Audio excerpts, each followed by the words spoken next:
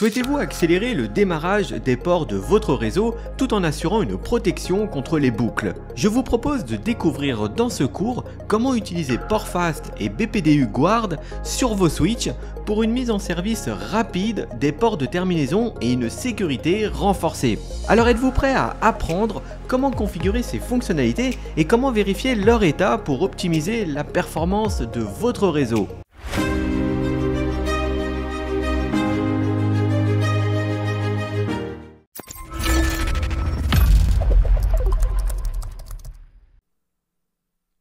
Le spanning tree permet d'avoir une topologie réseau sans boucle.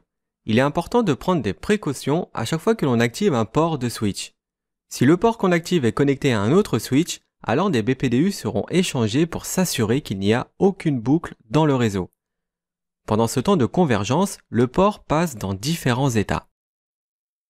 D'abord, il se met dans un état de blocking pendant 20 secondes au maximum. Ensuite, il passe dans un état de listening pendant 15 secondes. C'est-à-dire que le port écoute les BPDU qu'il reçoit pour savoir s'il doit repasser dans un état de blocage ou s'il peut continuer son processus. Si tout se passe bien, le port passe dans un état de learning pendant 15 secondes au maximum. Et pour finir, il passe dans l'état de forwarding une fois que le port du switch est certain qu'il n'y aura aucune boucle réseau s'il envoie des données. Le port restera en surveillance et se désactivera automatiquement à la moindre modification de la topologie pour éviter qu'une boucle se produise. Pour résumer, si le port du switch se connecte à un autre switch, alors le cycle d'initialisation du spanning tree s'effectuera pour assurer une topologie sans boucle. Par contre, pour les réseaux du type accès, comme des ordinateurs ou des serveurs, les retards causés par le protocole spanning tree peuvent causer pas mal de problèmes, surtout au niveau des délais de réponse. Le spanning tree est conçu pour empêcher les boucles réseau, mais sur des équipements en bout de chaîne, en théorie, il ne peut pas y avoir de boucle.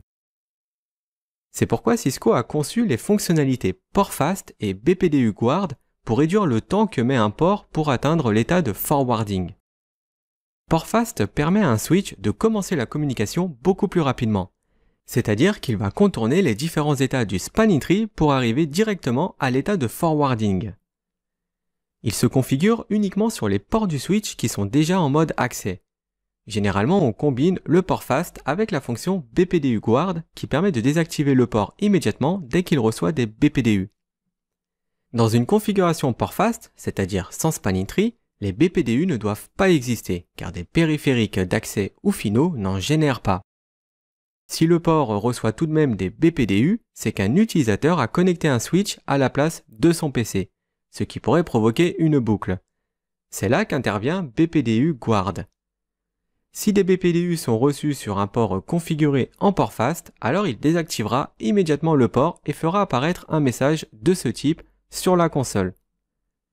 Les fonctions PortFast et BPDU Guard peuvent être configurées par port ou soit globalement sur tous les ports d'un switch. La commande spanning tree PortFast configure PortFast seulement sur une interface. Et la commande spanning tree BPDU Guard Enable active la protection BPDU sur l'interface. Si on souhaite configurer ces deux fonctions sur toutes les interfaces du switch, il faudra utiliser les commandes spanning tree PortFast BPDU Guard Default et spanning tree PortFast Default en mode de configuration globale. Pour vérifier si ces deux fonctions sont bien actives, on peut le voir dans le fichier de la running config ou bien en faisant un show spanning tree summary. Cette dernière commande permet de voir si c'est activé en globalité sur l'équipement.